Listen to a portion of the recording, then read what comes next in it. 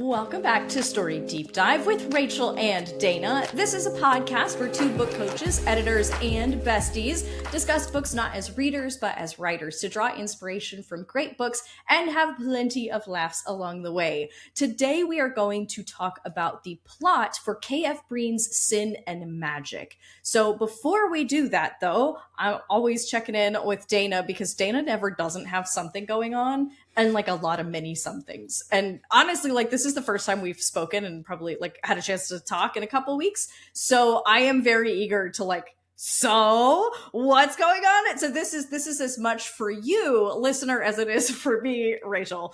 So Dana, tell me what you got going on over at Danger Tales right now. What don't you have going on? Might be a shorter list. Girl, listen, it might be a shorter list. Well, girl, first of all, I have everything, so I can't answer that question. But I guess I would say the biggest thing is that we are, at the time of this recording, because I say that every time, on the other side of me doing the boot camp. And so, yes. For the people who don't know, explain how the boot camp works. The boot camp is, well, this time we did it was one full week.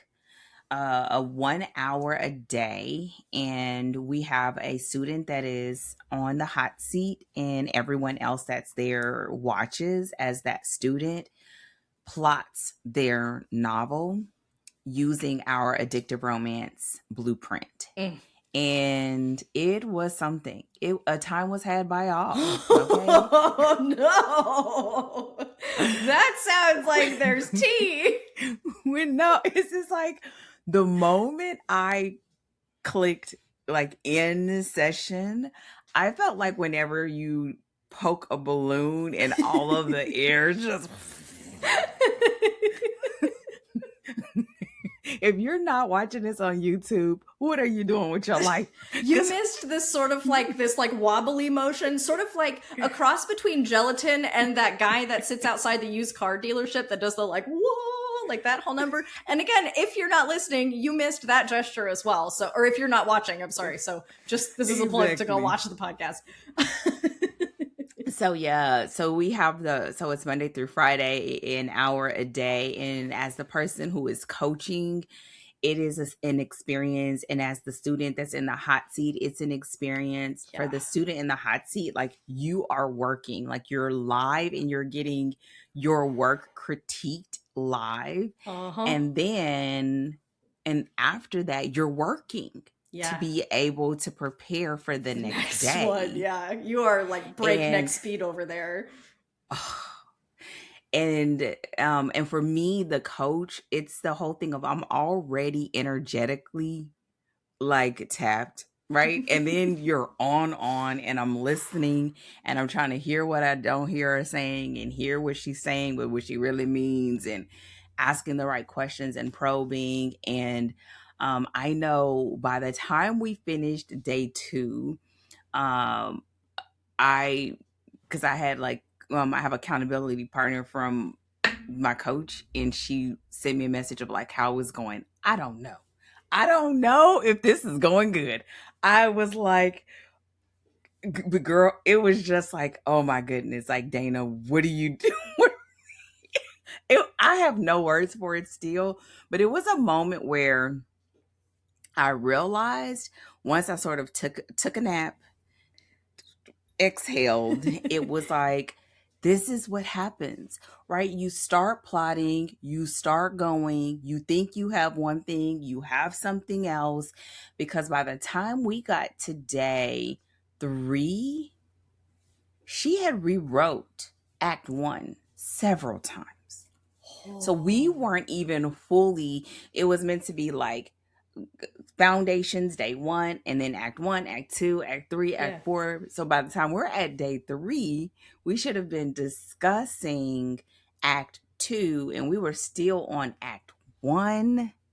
Oh. Okay. Can I interject with like a super quick question? Yes. Do you find, because you've done the boot camp now 3 times? Yeah. You did like super boot camp and then 2 of this like just shorter boot camps. No, this is the first. It was a shorter. The very first one wasn't called a boot camp, but it kind of was. And then the second one was the 4-week one. And then this was the first time I did it in a week. Okay, gotcha. Okay. So you've done it a couple times now in short form, and then you've done it once in like the long form. Now you had some rotating students for different stuff in the long form one, but do you find, like, if you look back over the three, do you find that often during the boot camp there's like at some point along the way there's sort of like an all is lost moment, like that? That's has what that this happened was. That's, every yeah, totally. every Totally. boot camp? Yes. Do you have one of those where it's sort of Yes. like uh-oh? Every single time. Okay. But here, okay. but it feels like bigger than all is lost. Like, it's dark moment, all is lost. Like, what the hell? Like, what? All of that. Because it is real time. Yes. And it's not just one-on-one. It is everybody. And on one hand, you'd be like, would you change it? I wouldn't change it. I think and then I realized that it's just a forcing function. Mm-hmm. It's a forcing function to be like, okay, because at the end of the day, I had to remind her and remind myself, this is her book. Yeah. This is her experience. So if we did act one every single day, it would just have to be act one every single day. Yeah. And what I thought was so refreshing a little bit, that's refreshing is a stretch, but we're going to be positive. Put a nice spin on it. That's great. I love it. It was refreshing was realizing that this happens every single time. Mm-hmm. And so my thing is just to like hunker down, remember the story that this student wants to tell, hold mm-hmm. that space open, and realizing that if it happens every time, it's because this happens every time. And so we have the opportunity in a live setting to realize like this happens and we can get over it. And what do we do?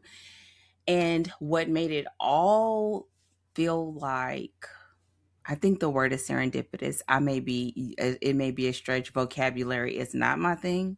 But at the end, I had a question that came to me and it was like, is this the story that you wanted to tell? And she said, absolutely. And it was like, okay, we've done it. So I am still processing because it just ended on Friday, but I think the big picture was that this happens and I feel like it came at the perfect time because this particular author had written a lot, but this was the first time only the second book that she's doing under a new pen name. Okay, so like a fresh kind of brand and all that. Yeah. Yes, and we're starting to figure out like what are the kind of stories that you want to tell? How does it show up on the page? Yeah. And what we were able to sort of kind of see our way clearly to the other side that became murky was how does a couple of key things work out in real time. One was her overarching plot, mm-hmm. and the other one was what I would sort of define as the norms that how her brand interprets the niche. Mm-hmm. And we were working those out in real time. Right? Because she kind of had a thing that she thought was the thing. And once I was there, I was like, yeah, that's the thing, but it's not the thing. It was like, and it was sort of taking over. And what happened was it affected the core, which is this is a romance, sort of like mm-hmm. what we're going to be talking about here. Yeah. And so I really think that we sort of said it, and I think it was on the recorded line, which was that had she wrote the book, she would have been writing that book again. Mm-hmm. Totally. She mm-hmm. would have been writing that book. We know it. Mm-hmm. And it would have been a page one rewrite kind of rewrite. Yeah. Because that's the thing that we kind of was working with. So at the end, I think it was great. She was exhausted. Like I asked her a basic question at the end and I promise you she beatboxed all over that thing because neither one of us we were like surviving off of naps and caffeine. Like mm-hmm. I think it was so worth it. And it was refreshing for me on the facilitator side and just really just showing up and coaching and having so many messages afterwards of like, I learned so much seeing her deal with that. Like I've done that before. Nice. And just also for on the coaching side of really never underestimating or downplaying, understanding what does it take for you to be ready to write. as Yeah. an individual person, because every person is different. And we all know this, right? But it's something different when you're behind closed doors and you sort of don't have, like whatever time it takes, it takes. You have some Yeah. clients that are like that. But for her, it wasn't that. And I'm glad it wasn't. And then also because we had a preliminary step that she did where I had her complete what I call our 3D writing plan. And that let me know like what her intentions were, like when she needed to start writing. Did she already have her editor set up? Because I'm not her developmental editor. I'm her writing coach. And so like, does she already have that appointment sort of tentatively out there? Like, working parts for someone who's writing in real time. Yeah. And so that was really good. And so I think overall it was really great. Yeah. But whew, that's all. Yeah. No, there's so many things I want to comment on. I probably can't comment on all of them, otherwise this will be the whole episode. However, there's so many things I love about this though. And I say that as someone who didn't have to do it, at least in real, like you're right, the way that you were having to do it. So you're like, yes, that's nice, isn't it, Rachel? I'm sure from over there, it's great. Like it sucks for me, but it's great for you. Not as like, it didn't suck at all. It didn't. It was tiring, but it didn't suck. Yeah. But go ahead. Well, but what I love about what the boot camp and even the fact that you're like, every boot camp has this moment. Is like this, it's not the same for everybody, but at some point it happens. And what I love about that as something that you're talking about now is I think it's really important for writers, especially if you're kind of just getting your first few books under your belt and just starting to kind of establish your own process and understand how you work. To understand that like these moments happen to everybody. Like that these moments where you're like, oh no, oh no, right? And like something somewhere sort of either feels broken or you take a wrong turn or any number of things that just happen that feel like you kind of just like hit a wall and you kind of have to like back up, get a look at the wall and figure out like, okay, is there a way around it? Do I need to like, are we breaking through it? Like, what do we need to do here?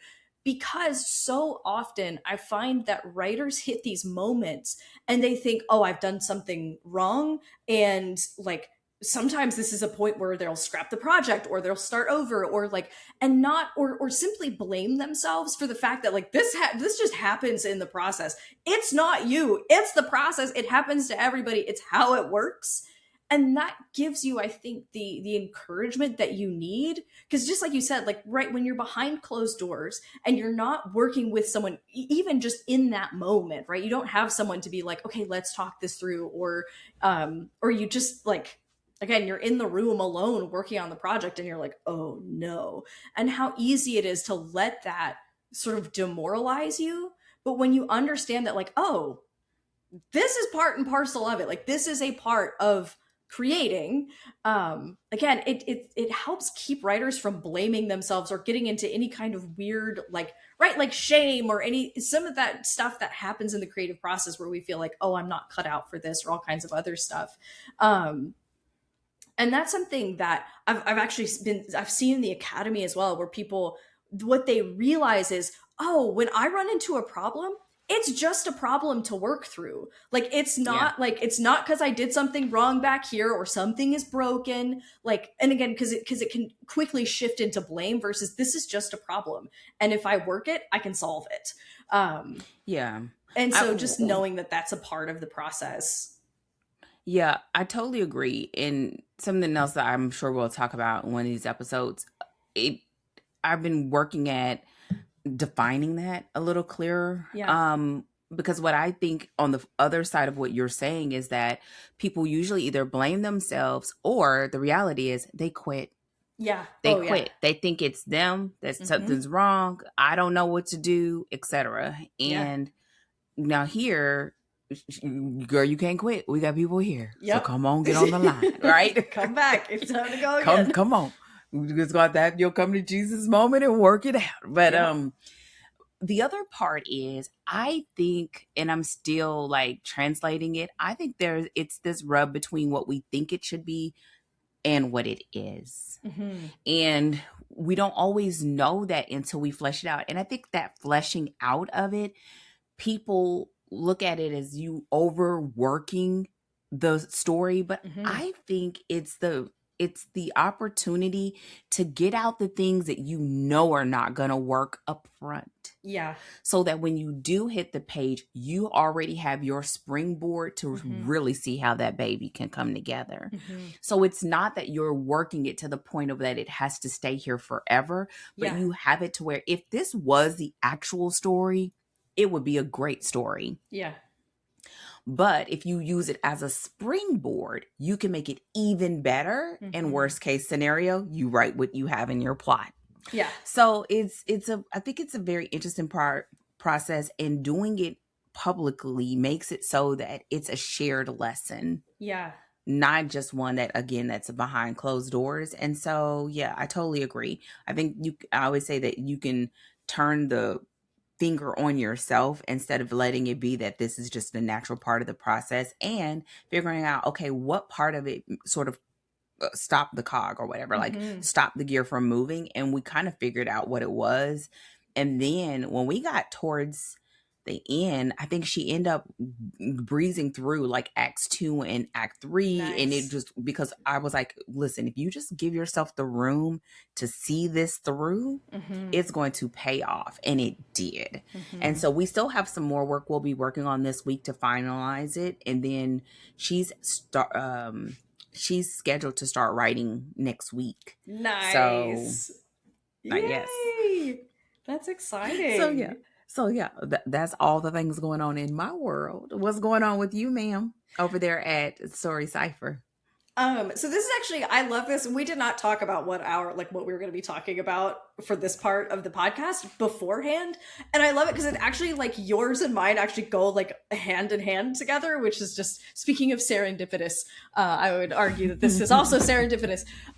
So we have 2 interesting things going on at the same time this month. So for our new cohort members, it's First Draft Month. And I love First Draft Month for exactly the things that we just talked about. Helping to set expectations for the creative process. Set expectations for the daggone first draft, because it doesn't look like a third draft. And that's because it's a first draft, right? And helping people to overcome that hurdle. Again, we talk about how a lot of times, like, your sort of business or your approach attracts people who are probably kind of like you in some way, which means I attract the overthinkers and the perfectionists, and they come to me. That would drive me insane. And the amazing thing is, like, especially because, like, I've done it. I've written a first draft, and I did not have my overthinking perfectionist self had a hard time. And now I'm able to walk people through that process, not just as an editor, but as a fellow overthinker and perfectionist who had to do it and had to suffer it. And so this is, like, I think the first half of the Academy is so much about, like, we're making progress on the story, but we're also demystifying the creative process itself and what it is like in practice. Not what you think it should look like, not what it looks like in your dreams or in the very nice polished Instagram reels that are like, day in the life of an author. And it's very quiet. They're drinking their coffee and everything, they have their aesthetic, everything. And candles. Lots of candles. Always the candles. But what it actually looks like to be a real human being who has good days and bad days, good sessions, and honestly sessions that are like, didn't really feel like it went anywhere, and how to navigate that consistently so that you still finish the project. And when you have a bad session, you don't quit, and you understand, right, that, like, when you run into blocks, like, that's part of the process. And that's so much of what we do while we're making progress in the first half of the Academy. And the first draft is kind of like the pièce de résistance of that, because it's when you have to put words on the page and let it be imperfect. And then we go back and we say, okay, like, we sort of work out the development in more detail. And that's why we write the first draft. We get 1 month and we move quick, similar to the way you do the boot camp, but because we do it, we're way slower around here. But, like, we do it within a month so that it's like, it is a forcing function, right? You can't overthink it for too long, because next month we're going to actually be developing it. We're going to actually be turning it into the thing that you want it to be. And we use that guiding question is this getting you closer to or further from the story that you actually want to tell? And that's always the litmus test we use when we're solving problems. Because my students will be sort of like, oh, I realize that like this is a plot hole and I need to adjust this or make this change or world building detail. And they'll sit and they'll work it out and it'll make, minor shifts to the plot or something. And the question is always, is it getting you closer to the story you want to tell or further from, so that they don't make a change because they think they quote unquote have to, and it derails the story away from what they actually want, so that by the end of it, they're like, oh, that's not even the thing that I was going for. So that's happening right alongside the fact that we have a hot seat for one of our fellows, one of our graduate students, or like alumni, whatever you want to call them, for their first act. So they finished their first act and we all come together, we read it beforehand, and then we discuss it. And I give them instruction, as well as they're able to sort of treat it like an alpha read from their peers to see, like, are the things that I was trying, are they coming across? Am I setting up the right promises? Are you starting to catch the themes that I was kind of wanting to introduce for the story? So we have those things happening side by side, which I love. Because it's like, when you get through the first draft, like, you get to do some of these really cool things that we're doing in the fellows program, but you have to nail down the process, and you have to know how to move forward and work through problems before you get there. Otherwise you're going to spin out and you're going to get stuck forever. So that's what we have going on. I'm super excited. That sounds amazing. Wait, so the other students read too?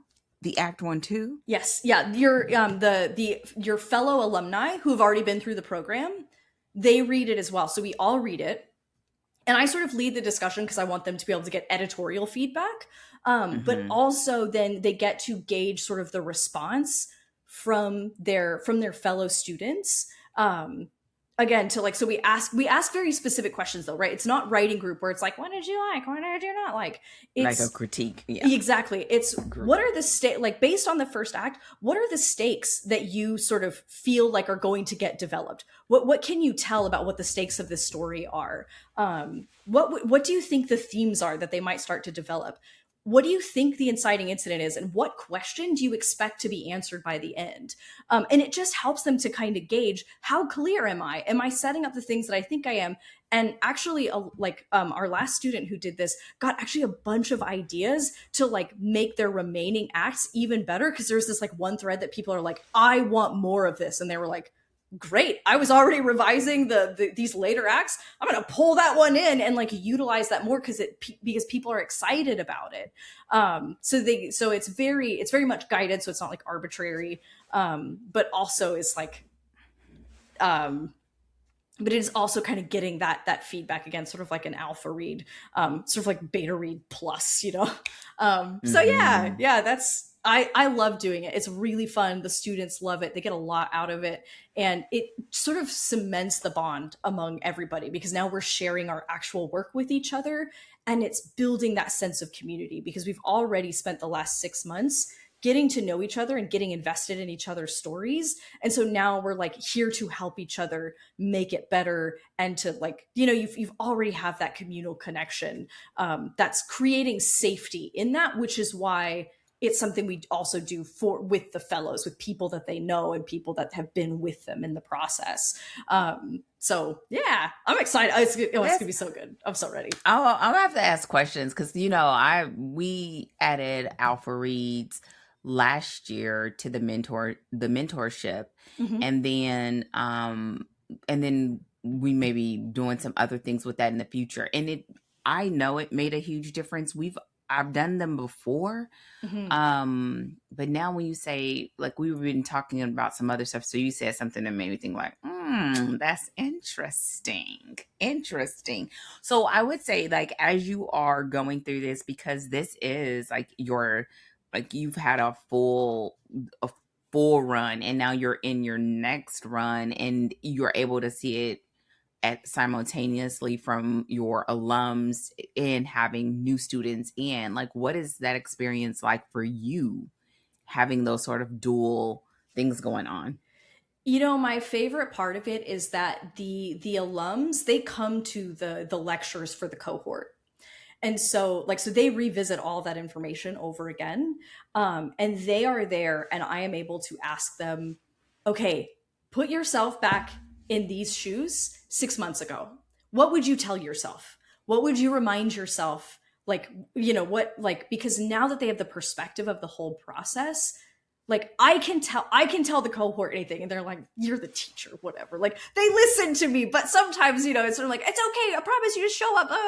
And they're like, sometimes it doesn't hit the same as when the students who have been through it, who are not me, are able to say, if I did it again, like I would, I would try to revise my first draft less. I would let the outline be more fluid, or I would, just these different things that people are able to say, like, having been through the process, they can actually vouch for, like, just get the first draft done. You will just discover untold things in your first draft. Let it happen and don't fuss over it so hard. And like those kinds of things that sort of bring that wisdom in a very clear, in a very, it's different when it comes from the students and not only from me. So they kind of hear it in stereo rather than just me being like, I promise it's gonna be fine. And that's probably my favorite part, is like being able to incorporate the alums to like cheer on the current cohort and to share their experience to help the cohort go through their experience of doing it for the first time. That is so good. I'm excited for you guys. Thank you. We're having a great time. So it's been really good. You're all like, we're having a great time. I'm like, girl, let me tell you. Like, that's so dope. It is so cool. Just wait until that, because this, at the time of this recording, obviously we're not there yet. Just wait until the present diagnostic and the hot seat and the client work, like when all of those collide, and then I'll be like, oh, help. I know. Because I was like, how did all of the things overlap? I just couldn't even, I was like, you know what? I don't even have the bandwidth to think about that. Yep. It's just go, baby. Just go. Whatever's on the calendar, I'm here. Okay, next thing. Exactly. You just keep moving. So true. All right. Well, before we, because we could, like I said, we could talk about this stuff for hours. So let's go ahead and dive into our conversation about sin and magic and the plot therein. But before we do that, Dana, would you like to hit us with that summary? Get the people caught up on the story? Yes. I almost forgot that I would be up. Okay. Here we go. Just in the middle of the conversation, just locked in. Listen. Just sitting up here, just listening for my name, okay? All right. Sin and Magic is book 2 in K.F. Breene's Demigods of San Francisco series, where broke, hidden macronancer Alexis has just made the best decision of her life. She's agreed to work for Kyrian, a dangerously powerful demigod, to find and free his mother's trapped spirit before his vengeful father discovers their plan and kills them all.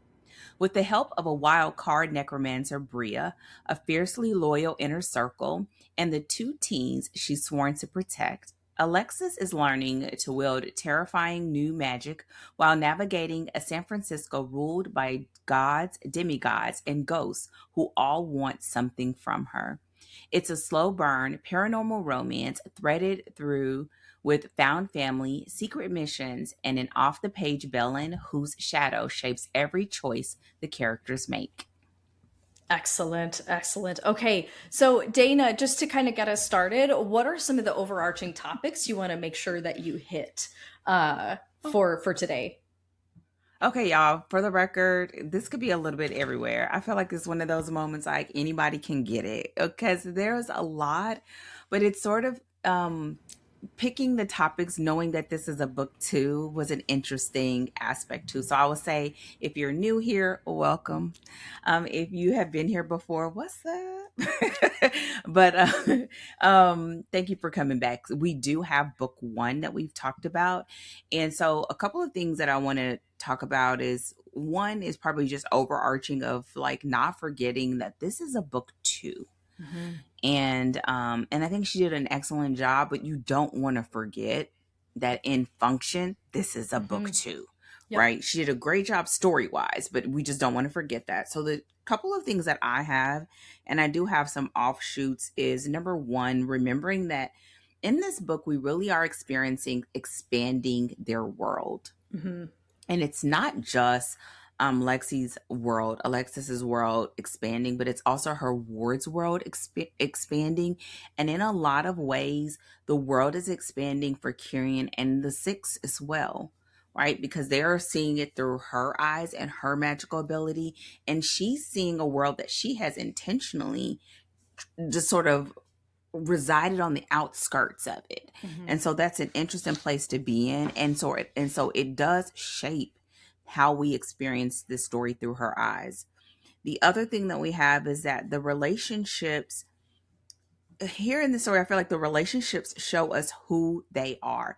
Y'all, at the end of the day, this is a romance. Paranormal romance is not like paranormal the way you would normally do, even though technically there are ghosts in this story. Yeah. So it's a little bit a weird one, but paranormal romance is not paranormal the way you would normally engage with that word in normal entertainment spaces, right? It's a lot of shifters.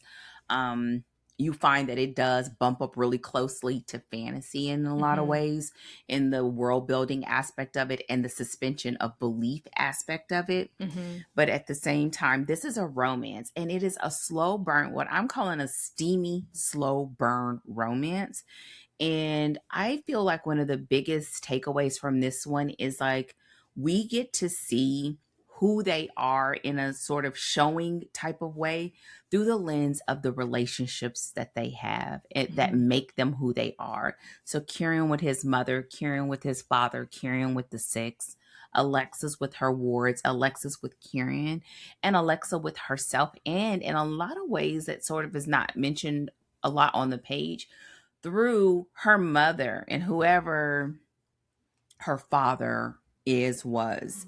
And so we begin to see them through that lens and how it shapes the core relationship between Kieran and Alexis. So those are the two things. And I have so much more around that, but I think those two anchor us.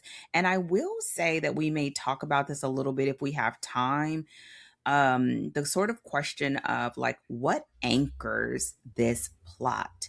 Because one of the things that we talked about in the pre-show is like, there's something different if you are a fantasy reader coming to this versus if you are a romance reader coming to this, and that can shape your perspective. But knowing that at the end of the day, PNR is romance. And so this is a slow burn romance. And so being able to sort of see it through that lens, I think helps with a lot of the other things that we'll experience. Yeah. What about you? And you know, my the things that I sort of want to talk about, they are going to sit right alongside like your topics as well, and they will be from my perspective as a fantasy reader.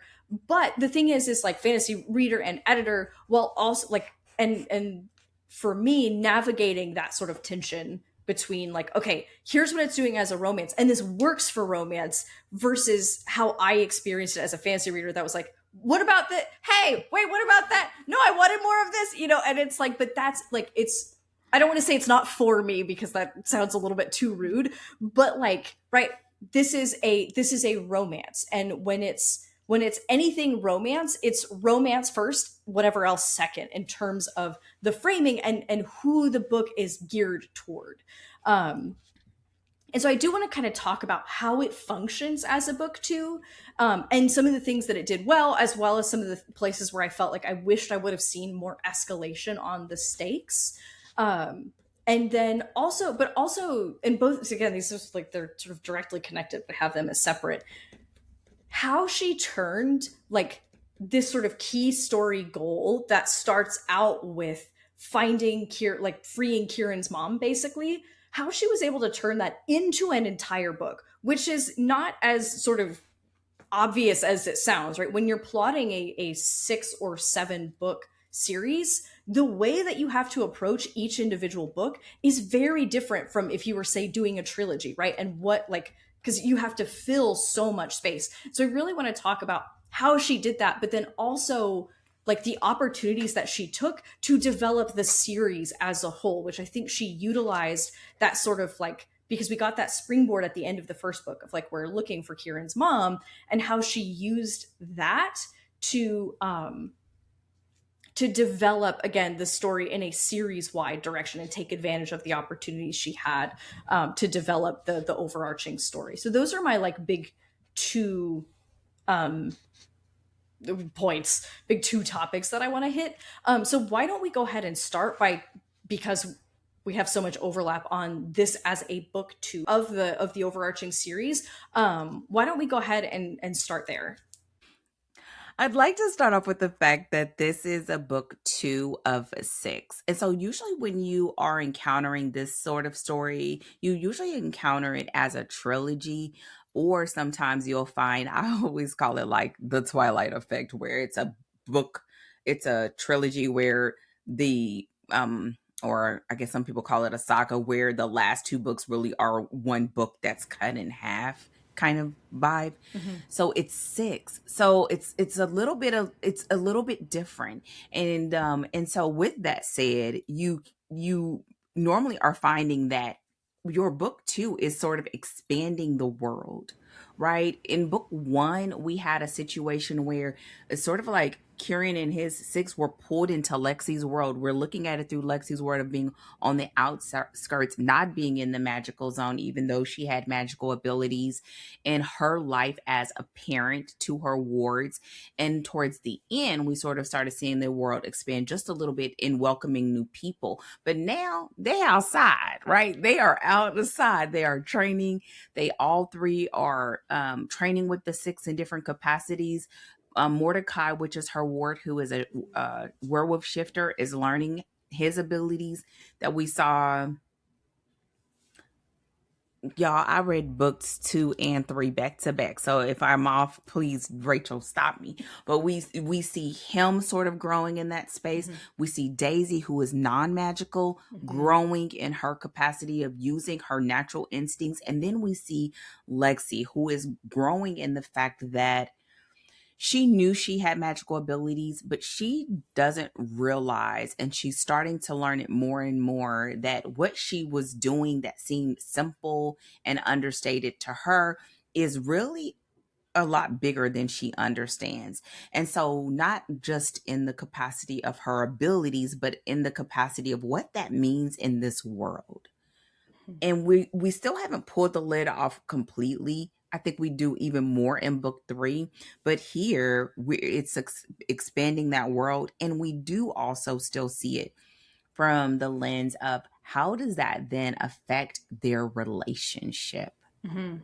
right? Because we can't forget he's a demigod, and lined up next to him, you think she's just a human. I mean, and she's not, but she kind of, you would think in comparison to him being a demigod, but we realize and see that there's so much more, and she's sort of uncovering that. And so in this book too, what Kev Breene manages to do is still sort of keep a lid on that expansion, while at the same time exposing Alexis as a person in her quirky way, as a parent to her wards, and as someone who's new to learning her magical abilities to the outside world. And we're starting to see what that is and what the potential stakes of that could be in the scope of this story. And so I'm sure there's more you want to say about that, but I think that's the biggest thing. Oh, the other part that I will say about this is that she also managed to still make this a standalone. The mm-hmm. way she introduces what happened in the book 1, and she literally does it in like a couple paragraphs. Oh, she just tells you. It's like, this is Daisy, my ward. This is Mordecai, my ward. Like, and just like boom, boom, boom, boom. And like, you're caught up. You're like, okay, all right, everything in the first book. Like, if you didn't read it, you are like ready to go. And I think that is so great because it makes it so that somebody can literally come in, pick up book 2, and you don't miss a beat. I also still think that she did it in a way that you would want to go back and read book one, which is great for you building a series. And so that is what this book does. Now, the last part before I like tag you in is the fact that we can't miss the fact that it's still a romance, and usually you rarely see trilogies with one romantic relationship, let alone having 6 books with one romantic relationship. Yeah. And so that's where we sort of start seeing the fact that it is a slow burn. And I'll sort of talk a little bit about that in those relationships, because it is progressing the relationship, but it is moving at a very gradual, slow pace, because we're seeing them in the beginnings of being in their element. Kyrian as a leader, Kyrian as the, so a demigod, but the leader of this 6, and then also her boss. Come on, romance tropes. And we see it from her perspective of basically trying to learn the ropes and still be herself in her little kooky, quirky, seeing people, still bringing the humor, still sort of being her, not like moving to the beat of her own drum sort of character, and finding her place in this world when she realizes that she has something that's probably would be coveted, and that it becomes very exciting, but also a threat, or a level of, there's another word, I can't find it right now, but it's a threat for them. And it also becomes the thing that almost begins to sort of make that ticking clock sound louder. Yeah, sort of. It's like both a threat and an asset, right? It's like, there you go. This is like our secret weapon, but also if the person we don't want to get a hold of it gets a hold of it, they have a secret weapon, right? That's going to be a problem. And so one of the things we talked about in the pre-show is that this book sort of in this series-wide functions like an act 2, right? While still being a standalone book. So I want to make sure that both of those things are sort of like recognized, of like in the first chapter, it's like, Kieran, hot demigod that I got involved with last book, and Daisy, my ward, and Mordecai, who's also a shifter, and just, one thing after another, just make sure we completely understand where we are, and then we go. But then functionally within the series, acting kind of like Act 2, which is exactly what you're pointing out, is like what Act 2 inside of a sort of traditional novel, especially that a traditional novel in a trilogy would be doing. Expanding the world, helping the protagonist understand their powers. They might start to learn how to use them. They also start to understand more of the stakes of what they're up against. And perhaps might even by midpoint be fully involved in, there's a bigger conflict and I want a peace, right? And that kind of trajectory is what you would see in a second act, again, of your sort of typical standalone novel and or first book in a trilogy. And so what that means that she, I think, was very clever about is, again, the fact that she was able to stretch this series into 6 books is a marvel. So if you want to undertake something like that, like, know that like you're gonna have to really push yourself to make that arc work, right? Because you're gonna have to keep escalating, and you're also gonna need enough stuff in your book to fill 6 of them.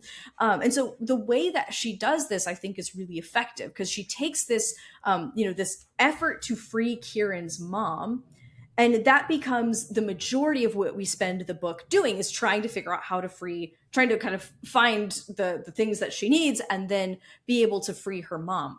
But she sets it up so that this effort is directly exposing Lexi to the overarching series-wide conflict with Valens. So as they're looking for Kieran's mom, what they're discovering is what Valens is.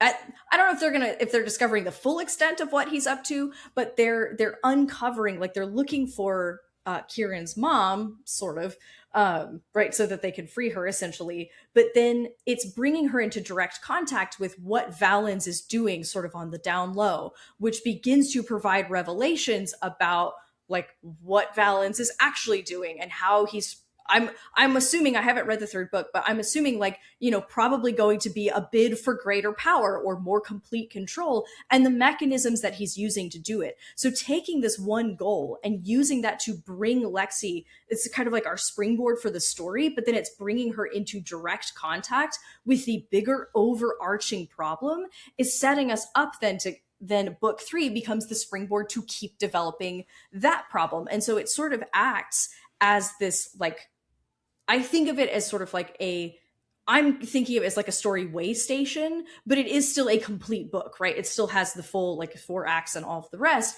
but it's like taking one very specific goal that your protagonist needs to kind of do on their way as they're moving from book to book, and then expanding that out into an entire book to develop the, like, so you have something kind of like a through line that's developing aspects of the overarching story. And that's something that she does really well in, again, turning one main goal into a full entire novel. So it's not just, we do this one thing and it feels like half a book. It feels like a complete whole, but she used that one goal as kind of the springboard for it.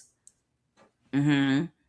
I agree. I don't know if I would have thought of it as being that complex, because I think maybe it's that I'm also used to, I've read romantic trilogies.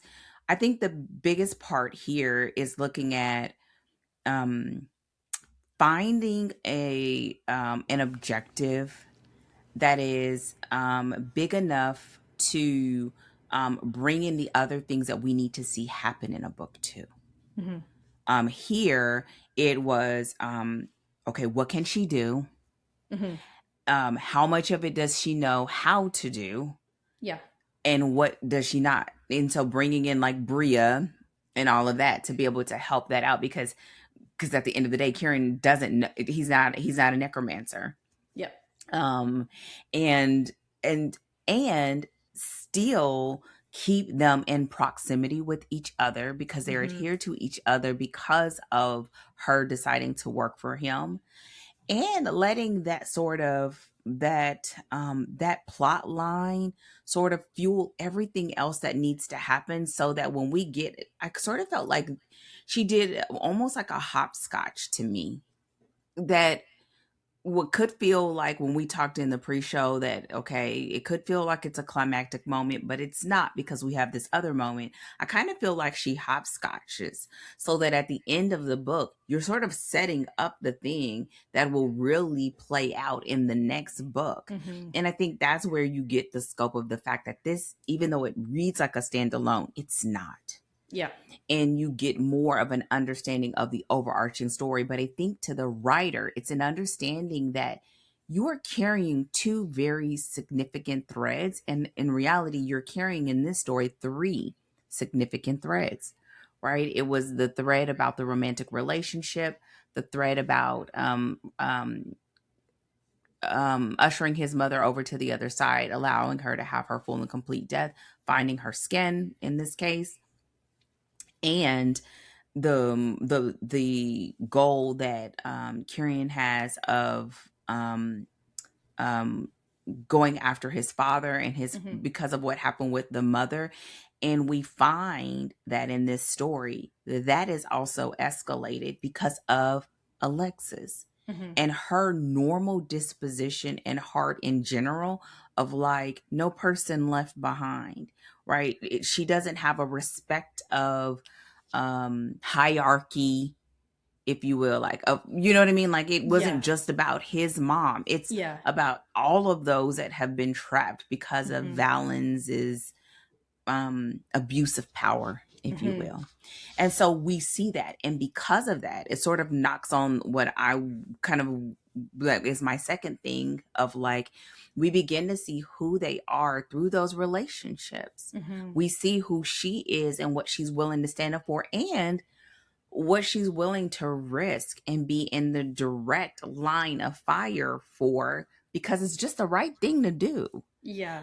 And we can cheer for that. We can stand behind that. And so I, again, like what you're saying, I think that's totally true. But I think also, like, while you're writing it, it's not a but, it's an and. while you're writing it, you're carrying those things. And she does a great job. I think there are some points that you kind of mentioned that it could probably have a little more action maybe. But for me, the romance reader, I thought that it was in line with what she promised in the beginning. Even though there were moments, this is not like a boom, bam, pow. In a lot of ways, to me, I also mentioned in the pre-show, I felt like it really had a very reminiscent sort of body feel of a cozy. Sort of just like you're trekking along and all of a sudden it's like, wait a minute. And it's not so over the top. So it's going to be interesting to see if she continues at that for the rest of the series or whether it will go up, because technically still we're in book 2's zone. Right. We're in book 2 for this series. But if we were looking at this like a trilogy, we would be in book 1. Right. Yeah. Because it's sort of like 2 books per. That's right. Per book in a trilogy, basically. Exactly. And so when you think about it that way, it makes sense, right? It makes sense, or at least it does for me. Yeah, and this is actually a good opportunity, and I don't want to spend like too much time here, and I want to make sure we get to this kind of steamy slow burn, because again, this is romance. This is romance first, fantasy or paranormal second, right? So the readership is, or the book is geared toward a romance readership. So because what you were talking about with the cozy and a little bit of, again, this more like body feel, not, this wouldn't typically be considered a cozy, but I think that explains something that I noticed, that sort of like it made it feel to me like the stakes weren't escalating enough in the story, because what we have are a lot of like near misses or quick resolves, right? So it's like, we're doing something and it's action packed and it's like, oh no, I hope we don't get caught. Good thing we didn't, like, we don't get caught. Oh no, I hope this thing doesn't happen. Luckily it didn't, and even like, there's this moment where it's like, oh, I kind of feel like there's like this distance between me and my wards as they're kind of, becoming their own people. But like same scene, it's like, Lexi, we still love you. Don't worry about it. It's like, okay, I don't worry about it. And it just sort of like, it just resolves right then and there. And so what I would have hoped to have seen, and this is where it gets a little funny, right? Because within the series, it is an escalation of the story. Within the book, it made it feel a little bit more on the flat side, or a very like low escalation that at times felt like, are we going anywhere? Or are we just going to sort of like run around and have near misses? And then that's like, that's it.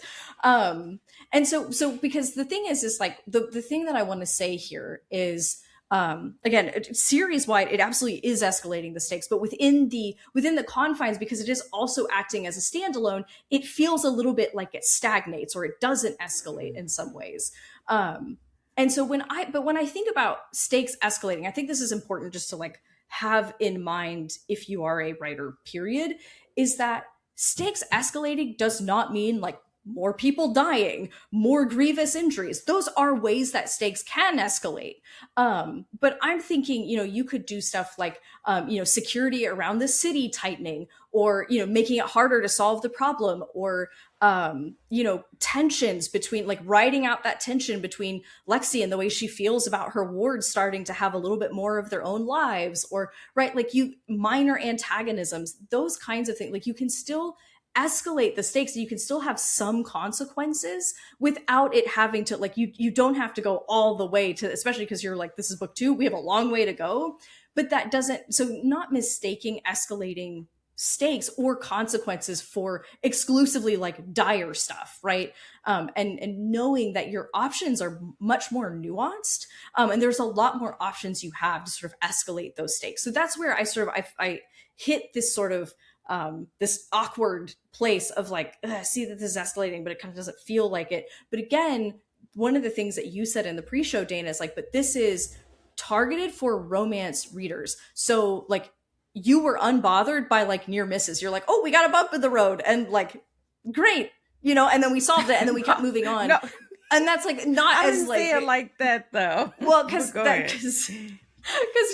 way I say things is that for a fact Dana has never said gee whiz, like that's things that have never happened in the history of ever. No. But that like that it being geared toward a romance audience, the things that bother me may not bother the people that this book was written for, right? So where I'm like slightly outside of the intended audience. Right. Like, you do want there to be stakes. You do want there to be an escalation. But what I saw is that there was this constant push and pull on the relational side. That's what I saw. Now, y'all, when we were talking, I just put a note down, like, this is one of the things that happens when the wrong person get their hands on your book. If they are not your audience, I'm they're so going to be sorry, looking KF for Breene. things. I love you. I respect you. I apologize for but I know I'm the wrong person. I know it. I feel it, which is why I temper my perspectives. Don't temper it. But you have to realize that sometimes, like, your marketing and everything and the premise can be so good that you attract people that are not the norm for your genre. And here, I feel like what you're talking about is it like really like boom, bam, pow? No, it wasn't. That's why, again, I felt like in the body wise, it felt like to me a cozy, even with the growth of the characters. Yeah. I also think that this is sort of could be a potential air quote hazard of having a huge cast. This is a big cast. Yeah. It is a big cast. You are clocking a lot. And it's starting to come up, I know, when I read some of the future books of why. So I think that that's another thing. And so it's sort of like one of those things of like, you got to pick your poison, because the things that she did pay off on and that she saw through to the end, she did them completely.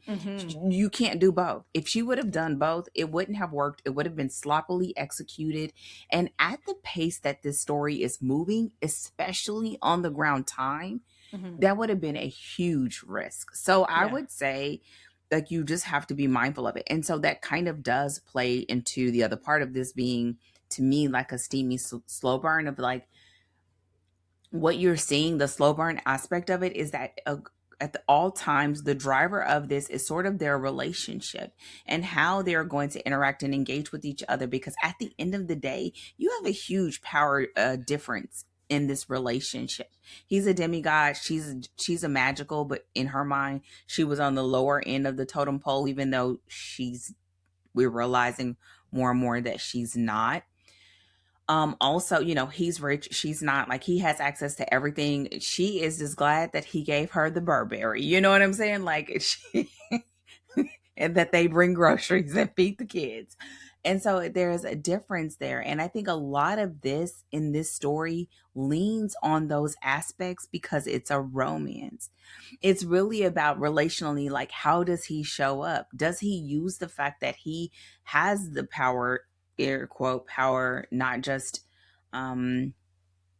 fingerly power, I don't know, magic power, but also, I was like, oh, whatever. Finger power. Never mind. It's fine.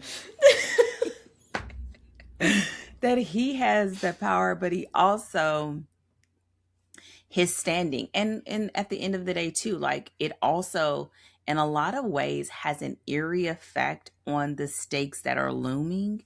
And I think right now she's downplaying it.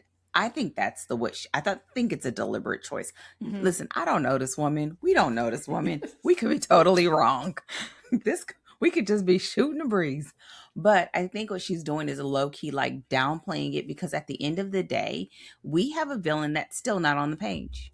That's something that, honestly, like, we didn't even talk about it in the pre-show, but then when you mentioned in the summary an off-the-page villain, I was like, oh man, we do get, again, a further development of this off-the-page villain, which is, again, building us toward, like, it's creating anticipation for when we are going to see him. And we're right, because he was a little bit in book 2. We'd at least see him in book 1. Oh yeah, technically he's is a character, but just briefly, we just get a little like, ooh, and then we're like, oh, like, look, he's on the page, and it's building out, but in very visceral, very functional ways. So it's not just a bunch of people being like, Valens is a bad dude, and we just keep hearing that over and over again. Again, things Dana would never say in ways that Dana would never say them, in tones and gestures. This is my example of it, and you will not appreciate this, but I'm gonna give it to you the way I have it. I feel like this is a little bit like the way it was in John Wick in the beginning, when it's like, he's John Wick. Oh, he's John. Well, what does that mean? We haven't seen anything other than the fact that his dog, until he starts John Wicking. When he starts John Wicking, then we understand. And then we're like, oh, I get it. I understand your concern. Exactly. Yes. And so Exactly. like, and if you were to do that for all of book 2, it would be maddening, right? For that, like in John Wick, at least we only spend like, I don't know, 15 minutes or however long the first act is. 15 minutes is too short, probably 30 minutes, maybe 25. Maybe oh 25. My goodness, nerd now, right? I know, it's bad. But if we had, right, so that sort of space of time, probably if they did it any longer, we were going to be like, if John Wick doesn't John Wick somewhere, I'm going to be just livid. So if she had done that for an entire book where it was just the only sense of stakes we have about Valens is talking about him, it would have so much less effect. It would have some, right? Because you can always introduce stakes by people talking about, here's a thing that he has done before, or but when we see them in action, we go into places where we actually see what he's doing and the way that he's consolidating power and what kind of power he has. It's sort of escalating, so to speak, our sense of his power and what a bad dude that he is, and not simply just having everyone telling us all the time Valens is bad, and we're like, okay, I guess, but like, we have no evidence, but giving us the evidence of his power and his sort of particular brand of crazy, all of a sudden we're like, ooh, and then we're invested. And like, when we finally, like, when are we going to really see him when is he going to like catch wind of what's going on? And when is that conflict really going to start like coming together? Yeah, but here's the thing, the reason why, because to me, at the same time, it's not about that.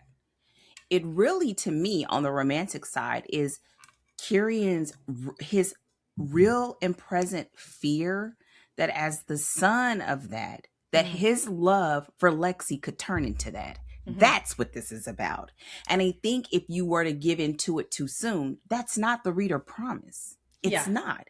And now it could be, and you then begin to make this thing murky. And I think if you look at it from the sense of the dialogue and the internal struggle that they're going through and that he's going through, that is what this is about. It's about him trying to wrestle with how he feels about her, knowing that that is my DNA. It's what trapped my mom. It's what put her in this state. And I could be just like that because every time she's near, I feel it. I think that's the thing. And so if you were to give into that too soon, it's almost like taking a story that really is a romance and turn it into the action. And you're like, well, wait a minute, what happened to the romance? Or you try to do a whiplash and pull us back too soon. And again, you miss that opportunity. So I think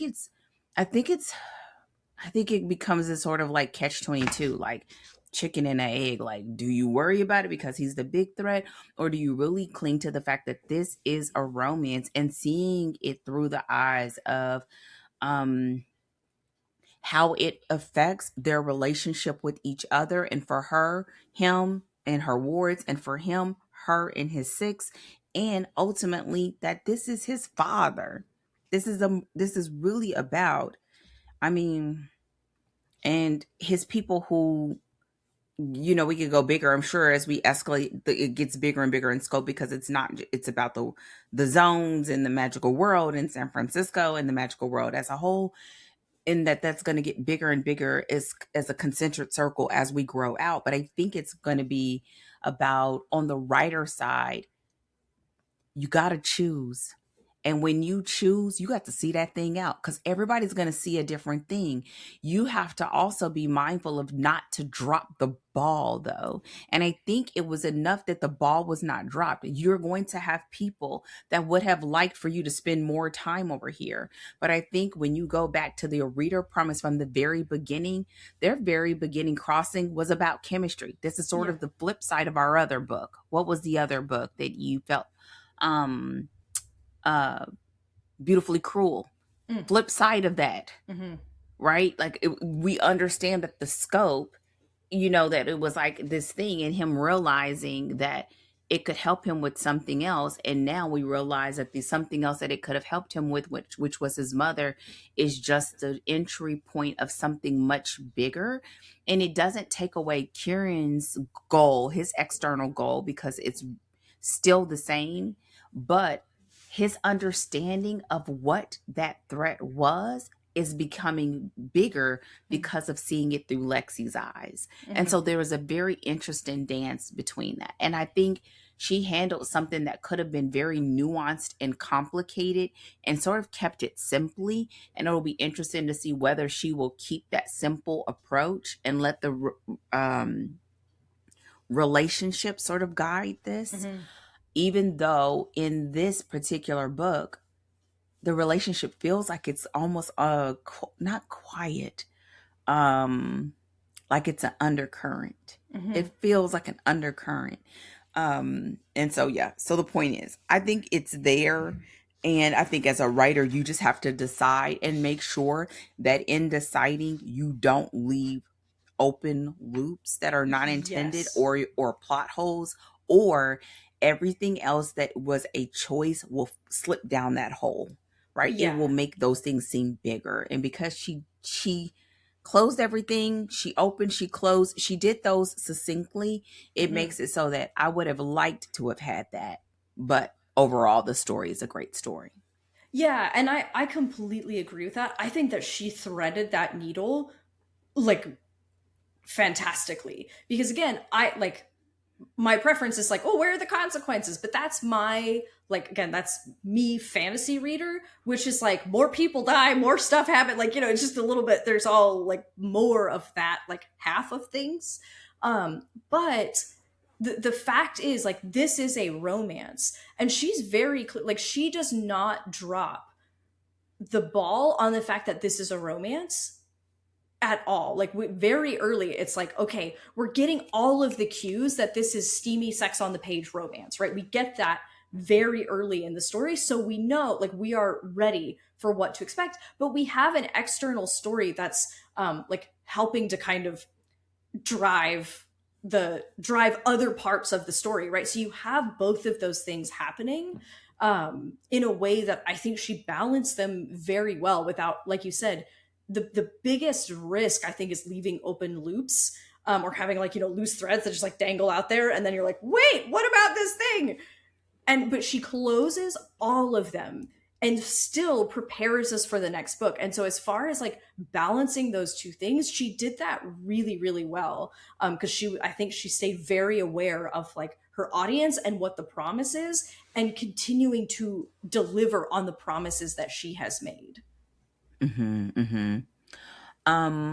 So I know, I will say this last thing, as we get ready to move forward. I think the biggest sort of takeaway, especially when we think about plot in this story, is like realizing that life as they know it will never be the same. And I think that's one of the things whenever you're writing in general that you can kind of fluff up and not realize it, right? Understanding, like, what does it mean when they sort of make this decision and they're moving into the second act and they sort of have this irrevocable moment, and now you can't unsee what you've seen, and we are now realizing that, and not just from her point of view, but from his too. Right? His too. And also everyone that's involved with them. For him, is everyone that's believing in him and that's supporting him and that's following him. And for her, it's her minors who are, she is responsible for them, and she takes that seriously. And so we see that dynamic as well. And so we really can see this book as one of those things that can highlight what you're experiencing when you are having a book too. And I would say going into this knowing that if you are primarily a reader of one of those other genres, like if you are primarily a fantasy reader, or if you're primarily a mystery reader, because we kind of, listen, y'all, I throw them all together, and I know it's not right, but you're primarily like, you're here for the unfolding of whether they find his mother's skin or not. Well, then knowing that at the end of the day, even if it feels like a subtle thump in the background, the rhythm is still romance, right? It's still romance. And so it sort of guides all of that. And I think remembering that will help with a lot of those other things that may feel like, oh, well, I would have liked a little bit more of this or that. I think that just comes down to you've got to figure out what to edit. You can't keep everything, and you just can't. It just doesn't make for having a succinct book, especially at the pace that this one is moving. And I think when you close the book, I just feel like if I had to hang a hook where this book lies on the spectrum, even after reading book 3, I think this book, again, is all about seeing both Kieran and Alexis through the lens of their relationships. So what we get is we get an understanding of who they are based on what they show us. This is a huge book of showing who they are, what he prioritizes. He comes running, what she prioritizes, what she's willing to protect, what she's willing to stand in front of, and who she's willing to be, even if she's doing it like scared shitless, right? Like, because that's what she's doing in her own little quirky way. And with that said, we get the moments of seeing Kieran being not just the demigod, but being man. We see the human aspect of him, of what he's risking and what he's lost and what he's willing to do to protect, and the ultimate tug of war of like, do they give into what they're feeling for each other because it's unlike anything else? Or is this just because it's something new and it's something shiny? And I think that's really what this book represents. Like, what are they going to do? And then when we get into book 3, we see the answer to that. Yeah. Awesome. The answer to it fully. Yeah.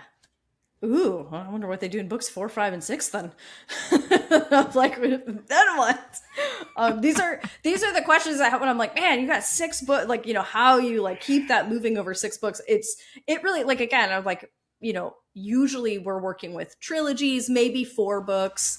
And so when you're looking at 6, it just requires a different, sort of like a different approach or a level of planning that is very aware of like how you have to pace out all of the pieces in the story to get them moving and all moving along this arc, and functioning together, and doing that over twice as many books as you would be doing if you were doing a trilogy, which is a huge ask, I think. So it's pretty impressive feat. And I think that because we are on the other end, it could have felt totally different at the time of releasing, right? Because like, we don't know. And I would actually want to go back and look at that, because right now I could be very understanding because I know it's 6 books and it's done. So I could be very understanding in the fact that this book 2 feels like it's a slower burn, slower move, because I know there are 4 more books. So to me, it was all about, do you hold my attention? And did you do enough to make me feel invested in reading the other 4 books? For me, the answer is a yes, because it was enough that we didn't regress, and that you opened the doors, or you exhibited different aspects of them that I'm curious about. And there's enough in this relationship that I want to see, what are they going to do under the pressure of the mounting stakes? And I think it was just enough, because it really was about that. Like, are they both committed? Because at the end, it was like, yes, it was a choice, but it's sort of a choice under duress. And now in this book, it's like, okay, is this going to be a choice that you are taking because this is what you want to do, and not because a paycheck, right, of like what he can do? And it becomes that answer. And all the while, this is progressing their relationship, right? Yeah. Because it speaks to the dynamics. Yeah, yeah. Awesome. Are there any other last sort of like bits or pieces you want to make sure we mention before we wrap our discussion on the plot? I want to say no, but I do want to say one last thing, and we may talk about it again. I can't remember. The other part that I feel like we talked about in the pre-show that I just want to mention here is I believe that this is in direct correlation or in direct sort of degree of the promise that was given to us is in book 1. Yeah. Would you want a little bit more, a little bit like But you were promised laughs, you were promised ghosts, and a woman who sees things that are not there, and everyone like, who is she talking to? Right? Mm-hmm. Like, it's sort of like it's staying in alignment with it. And I think this is a bit of a big part of why I'm a huge proponent of whenever I'm working with clients and I know we're working on a series, we lay out the series from the beginning, because you really want to know that. You want to understand what that pacing is like. Yeah. And I feel like the promise that was made in book 1 and made again in book 2 were fulfilled. And so I would say that her sticking to the degree and staying on point can make a reader like you say, you know what, I'm cool. I would have liked more of this, but she did it. Versus if it would have been something different, or this would have been too much, you would have been like, whoa, wait, what did I sign up for? And so I think understanding what your promise is to the reader and what those expectations are, and doing them as soon as possible. You don't have to book 2 for us to figure that out. We need to know that soon, and we need to know what we're signing up for. And I think she did a great job of that, even if you may have wanted a little more of this or a little bit less of that. I think she said this is what to expect, and I think that she delivered on it. And that, to me, as a writer, is just tells me like saying it up front. And so even if someone doesn't like it and they would have done it differently, it's like, right? So yeah, so that's the final thing for this episode. Yeah, awesome. All right. Well, thank you everybody so much for joining us. We appreciate you guys joining us for our conversation on plot for Sin and Magic by K.F. Breene. I have to make sure I don't say the name of the first book, because that's the name that sticks in my head. Like, Sin and Magic. Anyway, so we will be back next week with our discussion on the characters in this book. Until then, do not forget to hit the subscribe button. Make sure you can check out the, if you haven't read the first book, you can, obviously you can get the first book. You can get it at, I think you can get on Audible. I think it's an Audible exclusive, but you can find it on audiobook, ebook, or paperback. And also catch our discussion from 2025 of Sin and Chocolate. And at least on the YouTube, we do have a playlist where those are all just like stuck together. So you can just scroll through the playlist until you find Sin and Chocolate. So feel free to check out those episodes in the meantime, until we come back next week and talk about characters. And hit the happy buttons, the heart, the thumbs up, subscribe, all the good things. Make sure you get notifications. Okay, that's it for us. Thank you again for joining us. We will see you next time. And until then, happy writing.